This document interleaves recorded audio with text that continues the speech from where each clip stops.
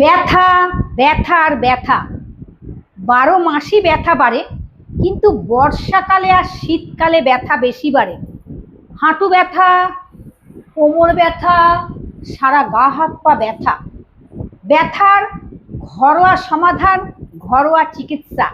প্রতিদিন সকালবেলায় ঘুম থেকে ওঠার পরে হলুদ, মেথি আর সুঁট একসাথে মিশিয়ে নিয়ে 1 গ্লাস জলের মধ্যে 1 চামচে দিয়ে খাবেন, অথবা মুখের মধ্যে 1 চামচে দিয়ে জল খাবেন।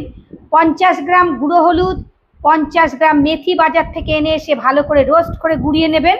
আদা, সুঁট, আদার গুঁড়ো 3টেকে একসাথে মিশিয়ে একটা শিশির মধ্যে রেখে দেবেন। ব্যথার ঘরোয়া ওষুধ 1 কোয়া রসুন। প্রতিদিন যখন আপনি ভাত খাবেন, রুটি খাবেন অথবা মুড়ি খাবেন, আপনি রসুনকে 8-10 কোয়া রসুন একটু রোস্ট করে নেবেন। রোস্ট করে নিয়ে খাবেন। যাদের গ্যাস অ্যাসিডিটি আছে তারা রোস্ট করে খাবে, আর যাদের গ্যাস অ্যাসিডিটি নেই তারা কাঁচা রসুন খাবে। অনেকে রসুন খেলে মুখে গন্ধ বেরোয়। রাত্রিবেলা শুতে যাওয়ার আগে রসুনকে কুচিয়ে নিয়ে দুধের সাথে অথবা জলের মধ্যে ভিজিয়ে রাখবেন। পরের দিন সকালবেলা সেই রসুন খাবেন।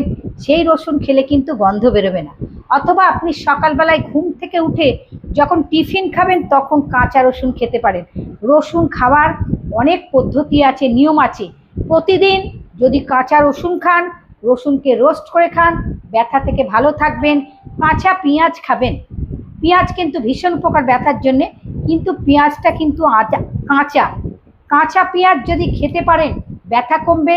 প্রতিদিন মালিশ করুন, মালিশ করলে ব্যথা কমবে। মালিশের তেল ঘরে তৈরি করে নিন। রসুন, পেঁয়াজ, আদা, 2টো পেঁয়াজ, 8-10 কোয়া রসুন